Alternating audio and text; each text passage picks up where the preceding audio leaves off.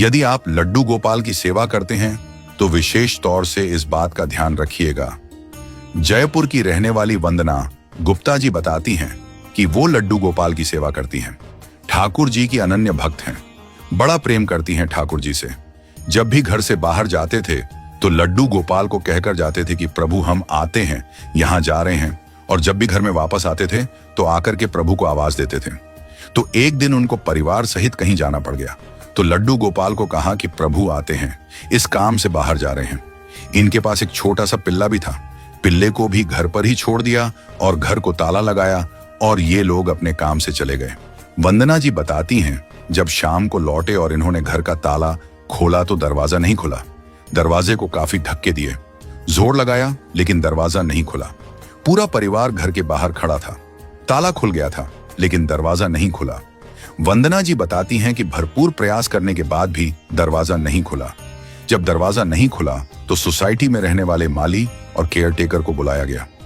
माली ने पूरा जोर लगाया, केयरटेकर ने पूरा जोर लगाया, लेकिन दरवाजा नहीं खुला। यह बात बड़ी अचंभित करने वाली थी कि ताला खुल गया और दरवाजा नहीं खुल रहा है। तो माली ने और केयरटेकर ने पूछा कि ऐसा तो नहीं है कि कोई अंदर हो, कोई अंदर तो नहीं है ना? तो वंदना जी ने बताया कि मेरा पिल्ला है, वह अंदर है, वो तो छोटा सा पिल्ला है। माली ने कहा कि ऐसा लग रहा है कि शायद किसी ने अंदर से बंद किया है, लेकिन अंदर से कौन बंद करता? वंदना जी ने कहा कि नहीं, अंदर कोई नहीं है। और परेशान होकर के वंदना जी ने और उनके परिवार ने माली और केयरटेकर से पूछा कि कोई ऐसा है जो दरवाजे को तोड़ पाए। लेकिन शाम का समय था, उस समय कारीगर मिलना मुश्किल था जो दरवाजे को तोड़ पाता। थक हार कर, परेशान होकर के परिवार सहित वंदना जी चौखट पर बैठ गई।